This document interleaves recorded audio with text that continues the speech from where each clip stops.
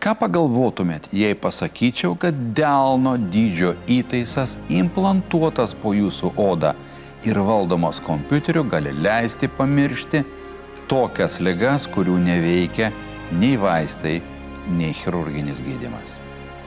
Ne, čia ne mintis iš mokslinės fantastikos kino filmo. Čia yra mūsų neurochirurgų realybė, neurochirurgijos realybė.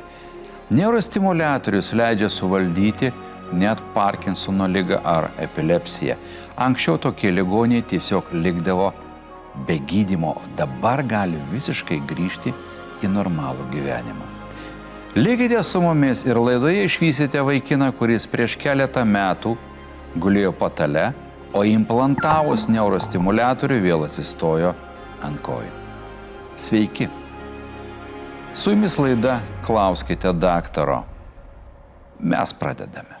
Neurostimuliatorius, kai neveikia nei vaistai, nei operacijos. Tos ligos, kurios anksčiau žmogų tiesiog pasmerkdavo kančioms, šiandien gali būti pažabotos taip, kad net pamiršite, jog jie sergate. Deividas buvo visiškai prikaustytas prie lovos, kentė didžiulius skausmus.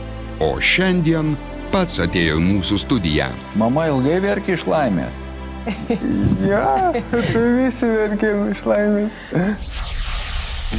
Ir jūs iškart sužavėjo šitas metodas.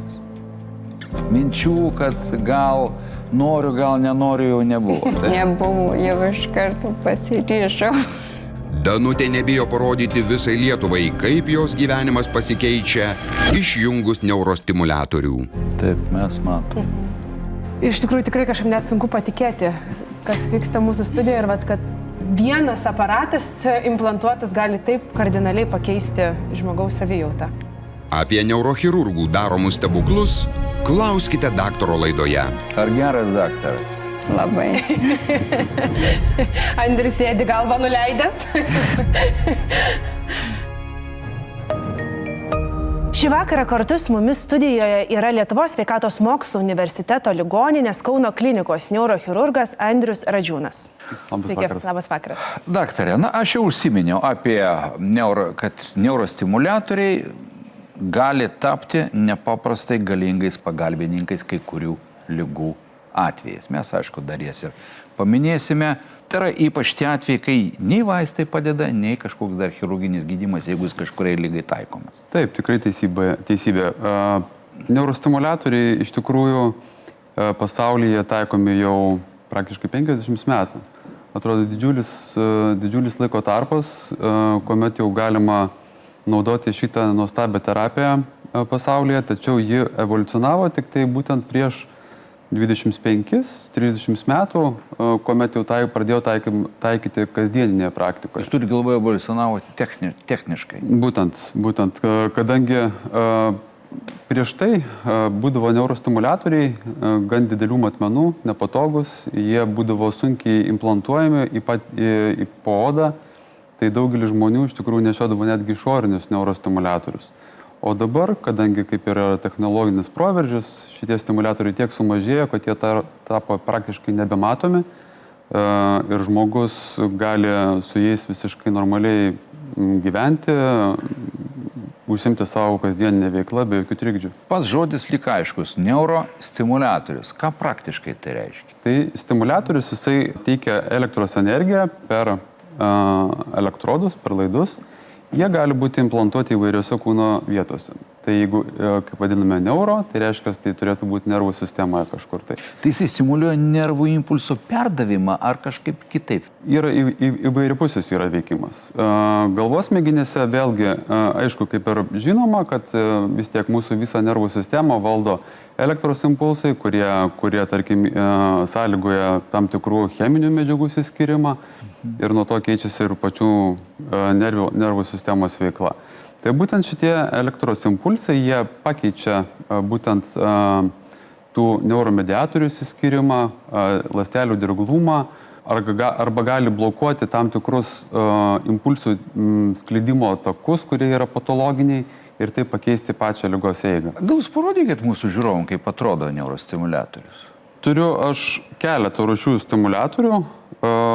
Kaip ir daktaras minėjo, tai yra iš tikrųjų didelis spektras ligų, kurias galime iš tikrųjų kontroliuoti su neurostimuliatoriais. Tai daugelis, kaip jų matote, yra skirtingų dydžių. Čia nuo gamintojo priklauso ar nuo ligos? Ir nuo gamintojo, ir nuo ligos priklauso. Kadangi čia yra senesnio tipo stimuliatorius Parkinsono lygai gydyti arba distonijai, čia yra naujesnio tipo, kaip matote, technologijos keičiasi, jie mažėja, jų baterijos viduje yra pati mikroschema, kuri, tarkim, skleidžia tam tikrus impulsus dažnio, trukmės, amplitudės. Viduje taip pat yra integruota ir baterija, kuri va būtent ir lemia tą impulsų plitimą. Žmonėms iškart kyla klausimas, o kaip ilgai užtenka baterijos? Vėlgi priklausomai nuo to, kokią amplitudę mes stimuliuojame, kokiais parametrais mes stimuliuojam. Tai vėlgi skiriasi prie įvairių ligų. Gali būti, tarkim, prie distonijos, kuomet reikia labai didelės energijos, baterijos turi būti pakraunamos, kadangi jų užtektų tik tai pusei metų tokio, tarkim, stimuliatorius. O dabar, jeigu yra pakraunamos stimuliatorius, tai jo gali užtekti iki 90 metų. Tai žmogus... Gal mes žiūrovom tik tai pasakykim, kad tam, kad pakrauti tokią bateriją, ar būtina ją ištraukti iš žmogaus? Ne, tikrai nebūtina. Yra, taip, kiekvieną kartą nereikia prisijungti savęs kažkaip tai su laidais ar... Čardžeriu. Taip. Tačiau tai yra atliekama pridėjus išorinį tam tikrą pakroviklį, kuris per tam tikras magnetinės bangas įkrauna tą stimuliatorių. O kaip vyksta pati operacija? Jeigu kalbant apie giliąją smegenų stimuliaciją, kuomet elektrodai yra implantuojami į galvos smegenis, tai gali būti tiek Parkinsono liga, tiek esencialinis tremoras, tiek distonija, tiek spastika, tiek psichikos lygos, tiek Alzheimeris, epilepsija. Tai tuomet yra naudojamas stereotaksinis rėmas, žmogui uždedamas stereotaksinis rėmas ant galvos, jis fiksuojamas čia keturiose vietose. Ir tuomet galva yra, kaip pasakyti, yra įfiksuojama į tą rėmą ir patalpinama, taip mes vadiname, į trimatį erdvėje. Ir mes tuomet jau žinome, kad tame kube yra kažkoks specialus taškas, mes, tarkim, žinome, kur yra tam tikri branduoliai. Žmogus yra priklausomai vėlgi nuo ligos, gali būti operuojamas tiek nemiegantis, tiek miegantis. Mes tada įvedame elektrodą į tą branduolį. Ir kur? Reikia pragręžti skylutę kaukolėje. Taip, reikia. Ir tuomet mes įvedame elektrodą, jisai po odą vėl visas pravedama visą sistemą ir patalpinama, tarkim, po raktikaulių po odą. Vėlgi, jeigu tai yra epilepsijos, tarkim, atvejis ir žmogui implantuojamas yra klajoklio nervo stimuliatorius, tuomet pjūvis daromas kakle, jisai yra elektrodas prifiksuojamas prie klajoklio nervo ir visas po oda vėlgi prifiksuojamas prie stimuliatorius irgi paaudyje. Vėlgi kita operacija gali būti dėl išmatų arba šlapimo nelaikymo arba dėl nugaros skausmų.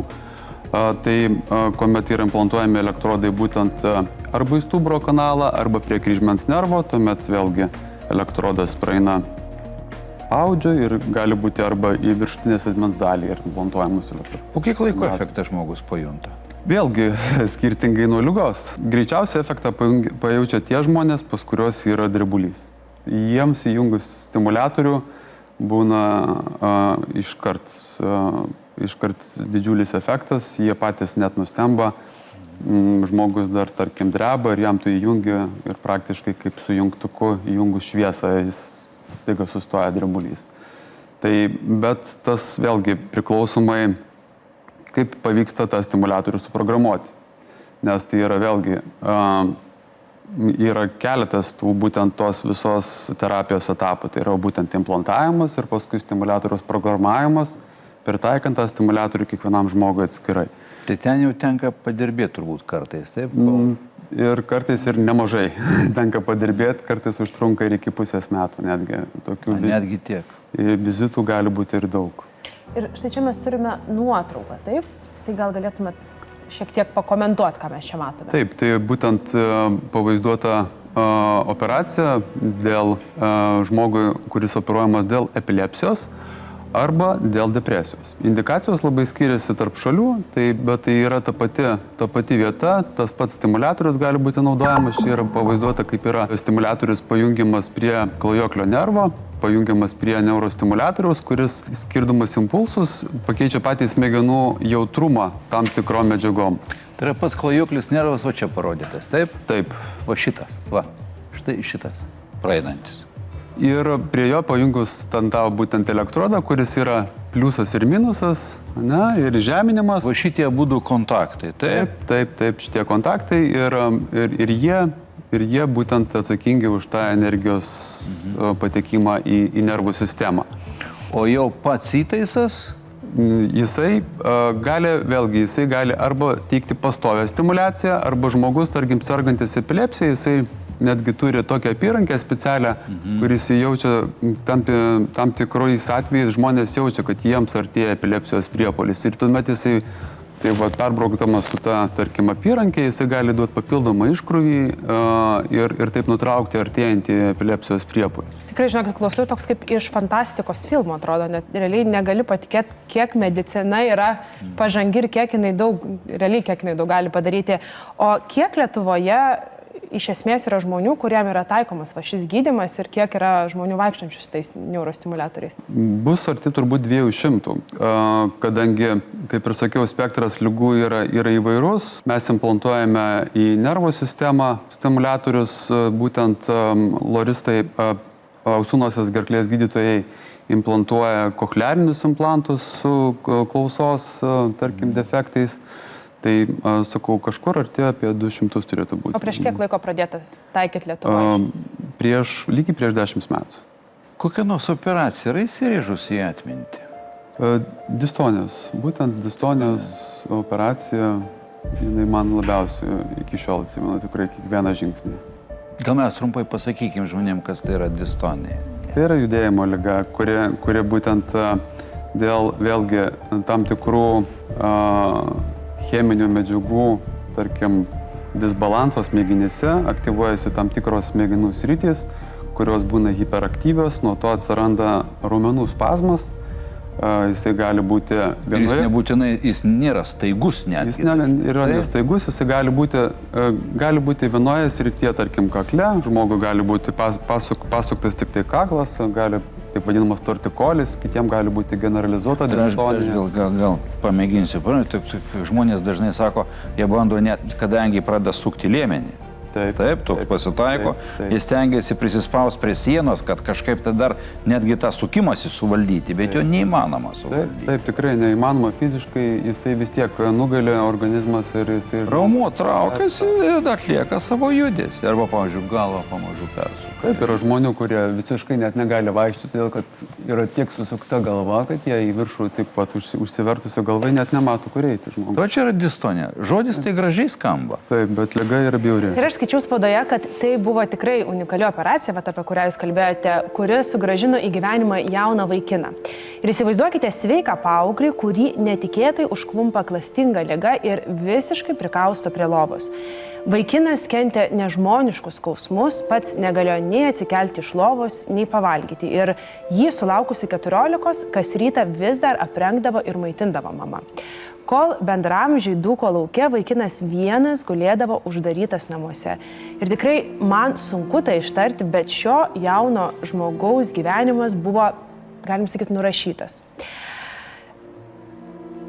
Ar aš teisi, kad toks Deividas pas jūs ir pateko? Taip, jis pateko tikrai labai sunkios būklės. Deividas buvo vienas iš tų ligonių, kurie tikrai įstringa visam gyvenimui, kai pamatai taip sergantį vaiką, kuris yra nuolatinėme skausme, negalintis pajudėti, kaip jūs ir sakėte, maitinamas mamos, visiškai negalintis gyventi normalaus gyvenimo. Tai tikrai tokie ligoniai įsimena ilgam. Kiek jisai svėrė? Kiek jam buvo metų ir kiek jisai svėrė, kai pas jūs pateko? 14 metų ir svėrė iki 30 kg. 30 kg? Taip, visiškai išsekęs vaikinas, labai tikrai vaizdas pamačiusiems jį tikrai labai įstringa. Ir šiandien Deividas nei iš tolo nebeprimena to kenčiančio vaiko, apie kurį mes štai ir kalbėjome. Tad pažiūrėkime, kaip jis pasikeitė. Ir kaip pasikeitė jo gyvenimas po neurostimuliatoriaus implantavimo. Tai Deividai, ateikite pas mus. Sveiki, Deividai. Sveiki. Sveiki, prašom, Deividai, įsitaisyti prie mūsų. Malonu, kad atvykot pas mus.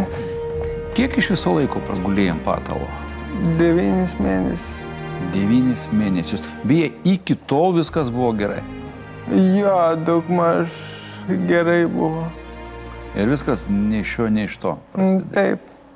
Ką tu pats prisimeni iš to laiko? Kokie įstrigę atmintiniai įspūdžiai? Skausma, bemiegas naktis. Negalėjome nieko daryti, atsistot, pajudėti. Skausmas pastovus buvo. Jo, pastovas. Ar skausmas visada būna distonijų atvejais, Andriu? Tikrai ne visada. Yra būtent Deivido atveju, tuomet pas jį gan stipriai buvo pažeistas jausmo, dėl to sukimo būtent ir jam dėl to sukimo būtent irgi netgi ir buvo užspausti ir nugaros nervai. Taip pat dėl to tokio didelio spazmo irgi, dėl tokio būtent sunkaus spazmo pas jį pasireiškia skausmas. Nes būna distonijų atveju, žinau, kad praktiškai kaip ir nejaučia tų skausmų. Daugelis distonijų yra neskausmingos. Bet būtent Deivido atvejais tuo ir įsimintinas, kad iš tikrųjų jam didžiuliai buvo skausmai ir netgi ir trikdė šiek tiek, nes irgi kvietėmės ir konsultantus papildomai, kad ar tai tikrai distonija? Ar tai tikrai distonija, ar tai nėra antrinis kažkoks susirgimas, kuris duoda būtent šitos simptomus. Tai tikrai būtent apsispręsti buvo sunku. Ir kokia buvo procedūra jam atlikta dabar? Gilioji smegenų stimuliacija. Buvo implantuoti elektrodai į blyškiosius branduolius ir paimti prie neurostimuliatorius, kuris yra pakraunamas. Kada efektas atsirado? Galima Deivido paklausti. Kada atsirado efektas po operacijos? Tik atsibūdus po operacijos, aš jau tos skausmo nebejaučiu ir taip galima sakyti iškart po operacijos efektas. Jo, mes jau operacinėje jam iškart dar miegančiam, kol jis dar buvo narkozėje, jau iš karto atlikom stimuliatoriaus programavimą ir įjungėme, kadangi tikrai negalima buvo dėlisti daugiau nei minutės ir pradėjom iš karto stimuliaciją. O į kurią pusę tave ar lenkė, suko? Į dešinę. Į dešinę suko? Jo. Lenkė? Jo, lenkė. Ir neįmanoma, atitiesit neįmanoma kūną buvo. Pas jį buvo ir kojas kartu pertraukos, taip susuktos ir kojas. Abi? Ar viena? Taip, abi. Jo, abi. Abi kojas buvo susuktos. Tai dabar aš dar kad noriu, po operacijos tu pabundi, kojos nebepritrauktos. Ar buvo dar pritrauktos? Buvo pritrauktos, bet tos skausmo nebebuvo. Skausmas tikrai labai stipriai sumažėjo iš karto. Ir tas pokytis, jisai prie distonijų, jisai vyksta, kaip ir sakiau, jisai lėčiau vystosi. Tai Deividas pasijuto geriau po kiek laiko, kad jau visiškai galima sakyti, kad tu jau atsistojai ir jau pradėjai pats vaikščioti. Po mėnesio, pusantro kažkur. Tai matote, užtrunka. Bet turint omeny, kiek laiko jisai buvo sunkiai sergantis, tai tikrai mažas laikas, kad jis atsistojo ir jau pradėjo vaikščioti ir jau pats galėjo pats savim pasirūpinti, kas vaikinui iš tikrųjų yra sunku, kai tavim tokių metų rūpinasi mama, tave slaugo, tai tikrai yra didžiulis pokytis. Tai pojūčiai fantastiniai buvo turbūt, taip? Fantastiški. Deivido, tavo draugai žino tavo istoriją? Jo, žino, be abejo. Ir kaip jie reagavo, kaip jie reaguoja dabar? Džiaugiasi, reagavo tai džiaugsmingai, o apie tai mes dabar stengiamės tiesiog nekalbėti. Apie tai, taip. Jo, apie tą patį momentą kitos operacijos. Dabar viskas tvarkoja. O kaip tu manai, koks būtų buvęs gal tavo gyvenimas, jeigu ne ši operacija ir ne šis neurostimuliatorius, kuris... Tragiškas. Neįsivaizduoju, kas būtų buvę. Mama ilgai verkė iš laimės. Ja, tai visi verkėm iš laimės. Tai galim sakyti, kad tavo tas gelbėtas ir buvo gydytojas Andrius. Taip, be abejo. Gal ne aš gelbėtojas, daugiau neurostimuliatorius gelbėtojas. Aš tik tai padėjau. Bet, taip sako, rankos turi Aš būti tokį irgi. dar įdomų klausimą stilingos. turiu. Jūs pats, pavyzdžiui, po pirmojo operacijų, kai jau kažkurie ligoniai, taip, kad matot, efektas puikus, pradžioje nebuvo pačiam keisto jausmo. Ir dabar kiekvieną kartą jungiant stimuliatorių man tas jausmas lieka. Ir toks, kaip pasakyti, visą laiką nežinomybė šiek tiek yra, kadangi būtent tuo ir žavi šitas rytis, kad kiekvienas žmogus yra skirtingas ir kiekvienam žmogui, tu tarkim, pradėdamas stimuliaciją, tu gali laukti skirtingo efekto. Tas visą laiką tas jaudulys, jungiant stimuliatorių, jisai toks yra lengvas. Šiek tiek pavydžiu. Deividai, beje, kiek dabar tau metų? 21. Tai operacija buvo 14, taip? Taip, Taip, tai jau nemažai metų praėjo, 7 metai beveik. ja, beveik. Na ką, tikrai labai ačiū, dėkojame visos komandos vardu, kad atvykai pas mus į studiją ir pasidalinai savo tokią laimingą istoriją. Dėkui jums. Daktarė, tai kur tas stimuliatorius yra dedamas, mes daugiau mažiau įsiaiškinam. Kažkur po odą, taip, įsiūnamas yra. Ir kiek nebūtinai toj pačioj vietoj kažkur. Taip, jie vėlgi priklausomai, mes ir klausinėjame žmogaus apie jo veiklą, ką jis mėgsta laisvalaikiu, tarkim, ar jis vairuoja, ar nevairuoja, kaip į kurią pusę, tarkim, jeigu jis vairuoja, tai reiškia, kaip diržą užsidės taip, ne? Tai reiškia, kad stimuliatorius geriau būtų, kad ne šitoje pusėje, kitoje pusėje. Vėlgi yra žmonių, kurie, tarkim, labai aktyvūs yra, tai vėlgi jiem tada papildomi yra kitokie yra implantuojami laidai, kurie yra ilgesni, kurie gali leisti didesnę judesių amplitudę, kad jie galėtų sportuoti, savęs nevaržyti, tai skiriasi. O kaip jis valdomas tas stimuliatorius yra? Jisai valdomas nuotoliniu būdu. Tai daugiau yra magnetinės bangos. Šiuo metu rinkoje yra gal 5 gamintojai neurostimuliatorių ir jie vėlgi jų valdymas skiriasi.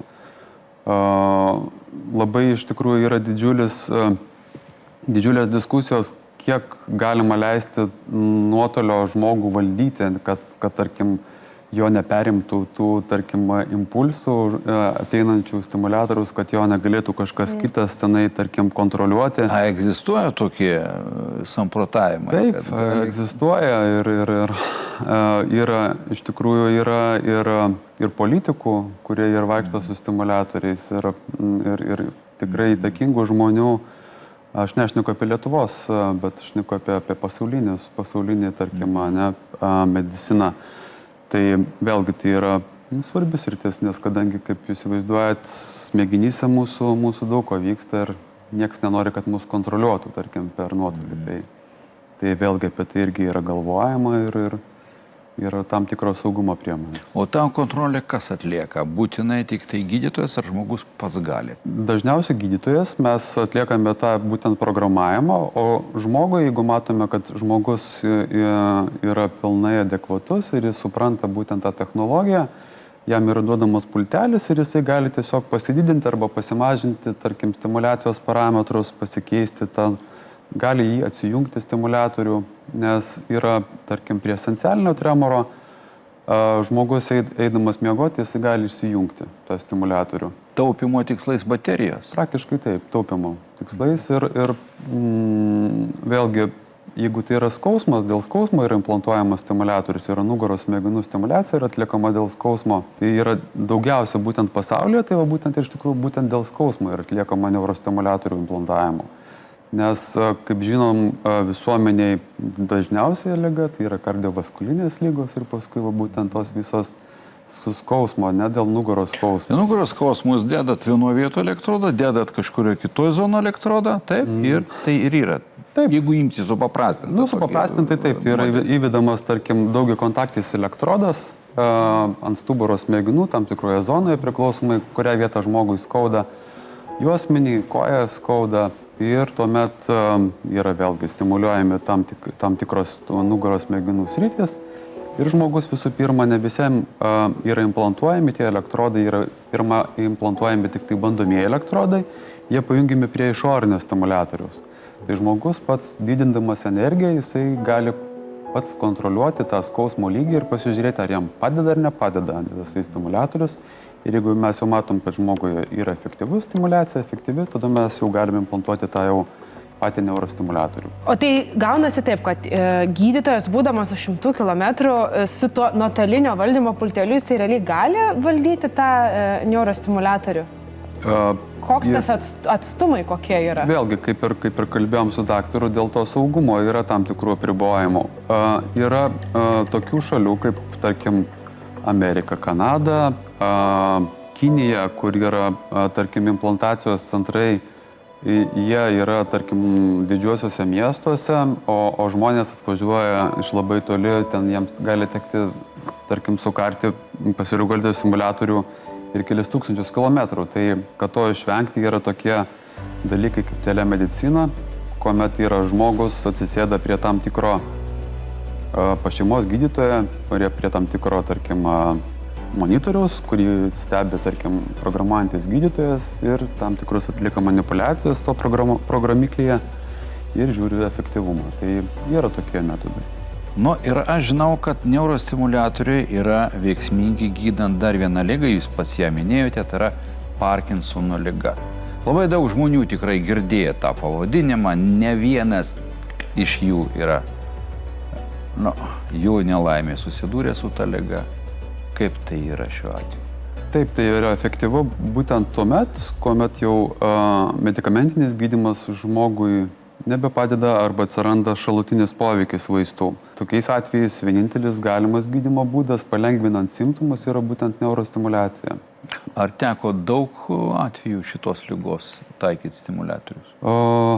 Tai didžioji dalis, būtent apie 130, tarkim, ten tų būtent stimuliatorių yra implantuota būtent Parkinsono ligą sergantiems. Kadangi mes tik nuo šitų metų gavome kompensaciją iš ligonių kasų ir leidimą implantuoti ir distoniją sergantiems, ir esencialinių tremorų sergantiems ligoniams. Deividui buvo implantuotas vardinis stimuliatorius, jam buvo įsigyta kaip vardinė terapijos priemonė, kuomet ligonių kasos padengia tik tai jam tą būtent stimuliatorių. Ir šiandien į mūsų studiją atvyko dar viena viešnia, kuriai Parkinsono liga vos nesugriovė gyvenimo. Dėl nuolat drebančio kūno moteris negalėjo pati nei pavalgyti, nei atlikti kitų veiksmų, kuriuos mes visi darome kiekvieną dieną. Tad pažiūrėkime, kaip Danutei sekasi su liga gyventi po to, kai jai buvo implantuotas neurostimuliatorius. Tad Danutė, prisijunkite prie mūsų. Prašom pas mus. Sveiki, Danutė, ateikit. Prašom. Mes jums palikom vietą. Labą vakarą. Labas vakaras. Sakykit, prašau, kada jums diagnozavo Parkinsono ligą, ar senai? Jau 6 metai. 6 metai. Taip. Kokie pasireiškė simptomai jums? Pirmiausia, pradėjau tik pirštą drebėti, paskui visos rankos. Pirmiausia, kairė, paskui ir dešinė ranka ir pradėjau kairė koją drebėti. Drebėdavo kuriais atvejais? Kada labiausiai drebėdavo? Kai susijaudindavo labai, bet ir taip jau drebėjau. O ramiai sėdint, gulint, atsirasdavo drebėjimas? Jau atsirasdavo. Miegant, aišku, nenustodavo vakare kažkaip buvo. Taip, dieną tai drebėdavau, negalėjau, dirbau, negalėjau nei rašyti, nei su kompiuteriu jau. Jau trukdė dirbti? Taip, darbui trukdė. Aiškiai trukdė. Gerai, o vaistus jums skyrė? Skyrė. Ar padėjo vaistai? Nelabai vaistai padėjo. Pradėjau domytis tą ligą, ką galima savo padėti ir paskui. Tai kaip jūs sužinojote, kad egzistuoja toks gydymas? Internete. Internete? Va visgi geras tas internetas. Tai visagalis. Visagalis, gerų patarimų Labai daug duoda. skaičiau ir domėjausi. Ir jūs iškart sužavėjo šitas metodas? Taip. Minčių, kad gal noriu, gal nenoriu, jau nebuvo. Taip? Nebuvo, jau iš karto pasiryžau. Supratau. Kas ten pas jūs per tokia lyg man kažkaip užsiminė, kad Amerikos svajonė buvo, kas čia buvo Aš skaičiau Amerikoje, kad jau tos operacijos ten nuo seniau daromos ir esu Ir jūs turbūt stebėjus. pradžioje galvojate, kad tik Amerikoje daro. Taip. Paskui pradėjau daugiau domėtis, pasakė, kad sužinau, kad ir Lietuvoje daromos. Tuomet klausiau neurologijos, pas ką galima būtų kreiptis. Ir man rekomendavo Andrių. Ar geras daktaras? Labai. Andrius sėdi galvą nuleidęs. Andriu, gal galėtumėt papasakoti, kai Danutė kreipėsi pas jūs, kokia buvo jos būklė ir vat, kaip ta būklė pasikeitė realiai jau po atliktos operacijos? Danutė serganti Parkinsono liga, kuriai yra drebulinė Parkinsono ligos forma. Kaip jinai ir pasakojo pati, jai buvo jau sunku netgi ir pavalgyti, nekalbant apie darbą. Drebulys tikrai varginantis, kuris žmogų tikrai labai iš tikrųjų ir psichologiškai gniuždo, kadangi aplinkiniai iš tikrųjų mato, kad tu sergi, kad tu negali kažko padaryti ir pats negali apsitarnauti. Tai visi šitie simptomai ir buvo pas Danutę. Vėlgi, nusprendus, kad Danutė yra tinkamas kandidatas būtent neurostimuliacijai, būtent implantuoti tą neurostimuliatorių, buvo su ja kalbama apie tą efektyvumą. Vėlgi, daugeliu atveju žmogus turi suprasti, kas tai yra, kad jam bus implantuojamas kažkoks tai prietaisas, ir tam tikras iš tikrųjų išlieka ir komplikacijų yra rizika. Taip pat ir efektyvumas vėlgi jam yra skirtingas.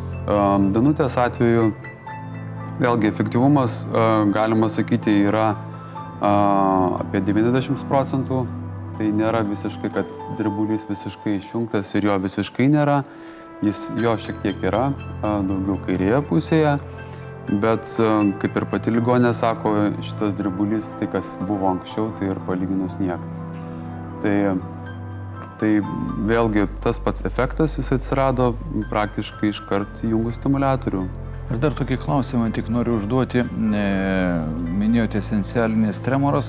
Ar būtinai turi būti Parkinsono liga, kad būtų galima taikyti neurostimuliatorių? Ne, nebūtinai. Tai būtent ir nuo šitų metų mes jau galėsime implantuoti ir ligonėms sergantiem esencialiniu tremoru. Kai iš vis net ir priežastis nėra žinoma. Esencialinis tremoras tai yra būtent diagnozuotas esencialinis tremoras, tai nėra antrinis kažkoks tai... Bet mes žinom, kad egzistuoja situacijų, kai jokios ligos niekas nenustato. Vat yra tremoras ir viskas. Taip, bet vėlgi čia reikalinga tam tikra komanda gydytojų, kuomet yra vėlgi nustatomos tam tikros ribos, kuriem ta stimulacija tikrai efektyvi, kurie ne. Tai ne visi drebuliai, jie pasiduoda būtent šitai neurostimuliacijai. O intensinis tremoras? Intensinis labiausiai ir pasiduoda. Intensinis pasiduoda labiausiai. Būtent labiausiai. Būtent tas esencialinis tremoras, kuriem būtent yra dėl to, kad siekiant, tarkim, kažko daikto, tikslas to didesnės amplitudės yra drebėjimas. Tai jiem labai yra efektyvi šitą stimulaciją. Tai jiem mes jau galėsim šitiem žmonėm padėti.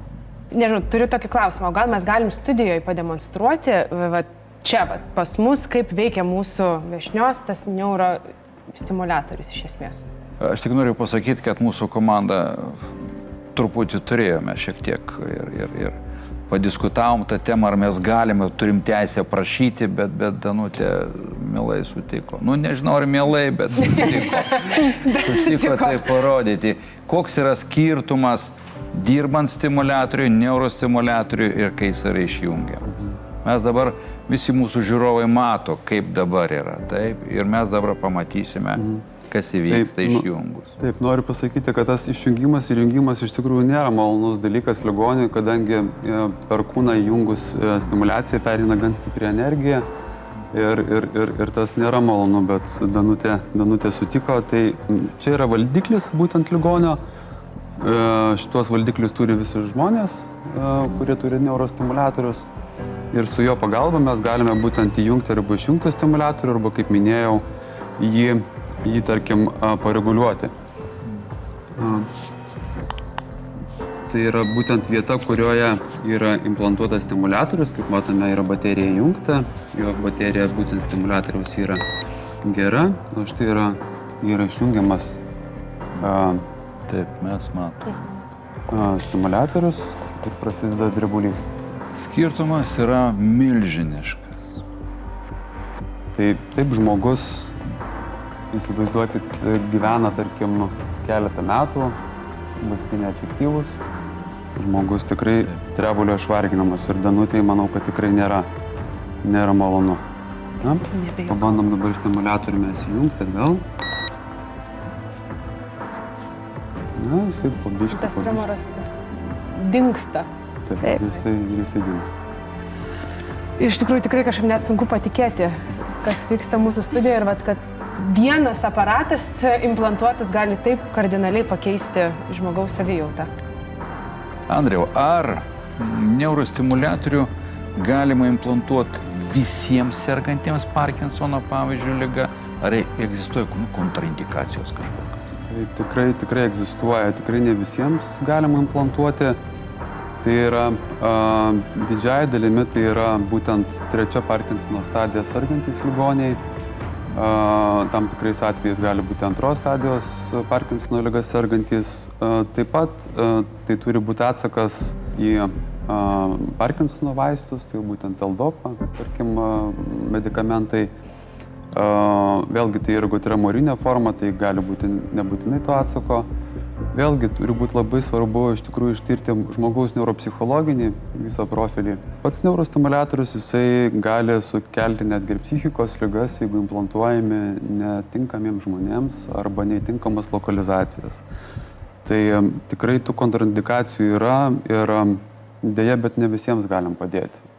Bet yra metodikos, kaip tuos ligonius tinkamus atrinkti. Atranką atlieka tiek neurologai, tiek ir neurochirurgai, būtent dirbantys su šia liga ir tikrai ne visiems. Danute, kada jūs pajutote pagerėjimą po operacijos? Iš karto, kai tik įjungi stimuliatorių. Kaip jautėtės tada, pamačius, kas įvyko? Džiaugiausi labai, apsiverkiau. Susigyvenot greitai, kad yra kažkas į kūną įsiūta? Netrukdo? Ne, netrukdo. Vėlgi noriu pabrėžti, kad būtent, ką jūs klausite, tai yra vienas vėlgi iš svarbių aspektų, būtent atrenkant žmonės, kuriem tinkama neurostimuliacija. Nes pas mus dirba neuropsichologija klinikoje, kuri būtent padeda atrinkti tuos ligonius.